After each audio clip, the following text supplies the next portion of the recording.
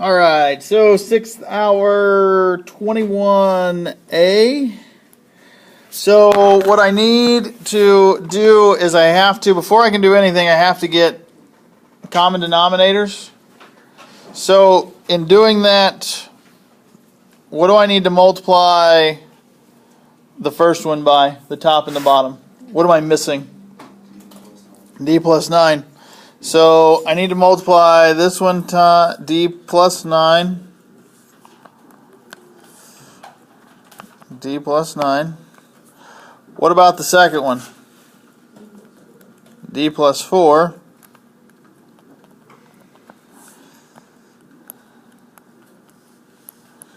Now, the 1, what do I need to change the 1 to?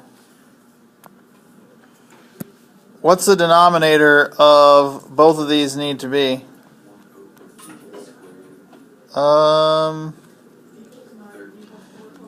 D plus 4 and D plus 9, right?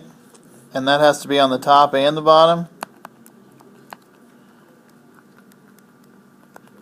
So whatever the denominator of both values are.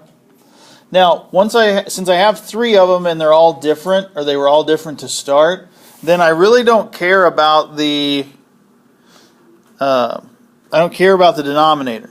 Now, one thing I do care about, what is one thing that D, or what are 2 things that D cannot be equal to?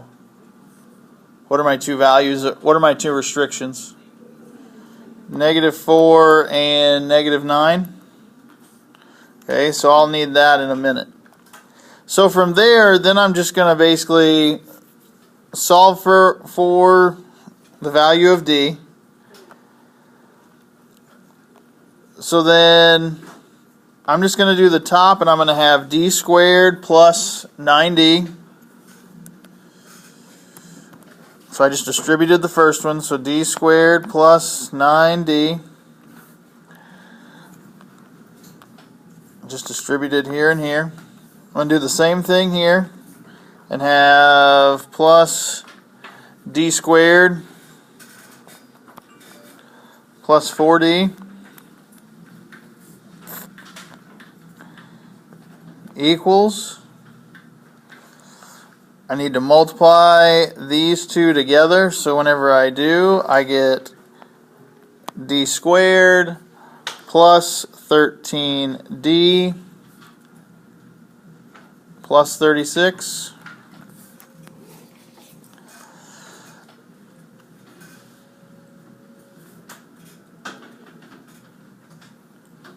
So now from here I want to get everything to, it's really, in this case, it's going to it's really a matter of how you want to do it. Normally what you would do is you would get everything over to one side. So I'm going to combine like terms on the left side first. So I'm going to have 2D squared plus 13D equals D squared plus 13D plus 36. Now I'm just going to solve this one because there's no need to factor it. Because what's going to happen to the two 13Ds? They're going to cancel, right? Then what about, like, if I subtract D from both sides, or D squared, excuse me, don't I just have, so that's gone. So don't I just have D squared equal to 36? So how do I solve for my variable? Square root. So what are my 2 variables, or what are my 2 values? Plus or minus 6. That's okay, because it's not one of my restrictions that I have up here. So with 16, first off it says what's the value of f of 5. So all you're going to do is just plug in 5 wherever you see an x. So f of 5 is just going to be 3 times 5 squared all over 5 squared minus 4. So 3 times 25, 75 over 21, which we can reduce 75 over, we can divide both of them by 3. So 25 over 7. So there's my value whenever x is 5. My restrictions only matter down here, which x squared minus 4 is just a difference of 2 squares, which is x minus 2, x plus 2. So what are the two values that x cannot be? Yep, plus or minus 2. All right, 4b. So f of 2, so we're going to plug in 2 here first. So 3, so basically f of 2 is equal to 3 times 2 minus 5. So 6 minus 5 is 1. Now that 1 is going to go, since it's this value, into the g. Now I'm going to do g of x.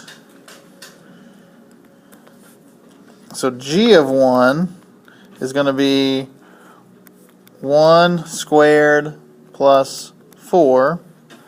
So g of f of 2 is equal to 5.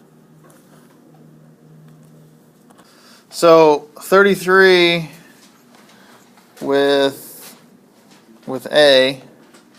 Now the shift and all of that, you're really not going to be able to see a whole lot because it's not in like a vertex form or anything like that. But so what's the normal like x to the third graph look like is really what, so if it's x to the third, it's just going to look something like this, right?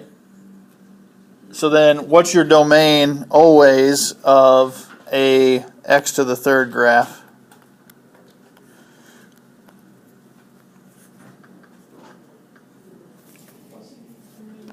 Yep. Negative infinity, positive infinity. What about your range? Same thing. So then of your parent graph that you have of B,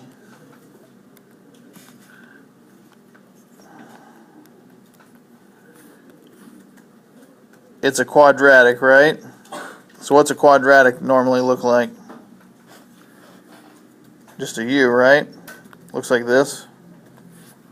Now, that's not what the formula is, but that's the parent function of it. Like before we did everything, that's what the original of y equals x squared looks like. Now, before we multiply it by 1/2 and we have the x and we have the minus 5. Okay? So your domain of a quadratic is always going to be what? Yep. Negative infinity, positive infinity. Your range is all dependent on where it goes. So like the range of, like depending on what your y value is varies on with your k or whatever your y value is of your vertex. Like depending on your vertex, like if it is the original, it's just 0 to positive infinity. But like on this case, what's it going to do?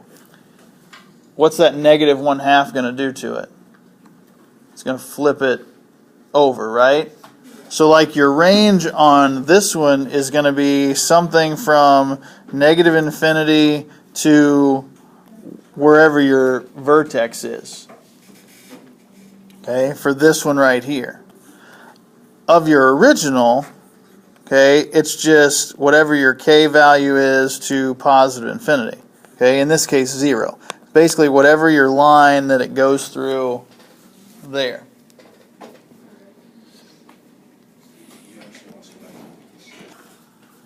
Like for 34a,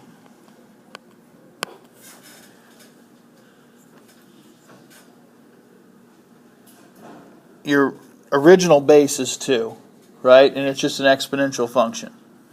So, like the original is just going to look something, it's like that plane taking off, right? That's the original, off of what was like on the poster, all you know, of y equals 2 to the x power. Now, what did each part do to it? Like, what did that negative do to it? It flipped it over. So it flipped over the x-axis. What did that minus 1 do? Which way did it move it? Left, right, up, down? Right, how many? Right, 1. And then what did the plus 3 do to it? Up 3.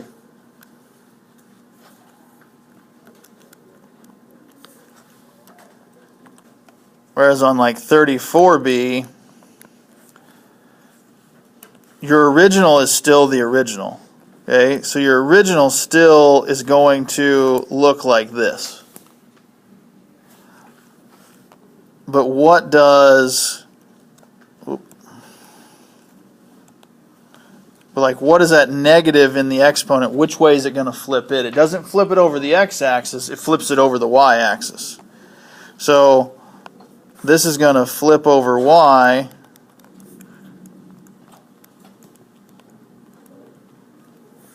And then what's that minus 5 going to do? It's going to go up, down, left, or right?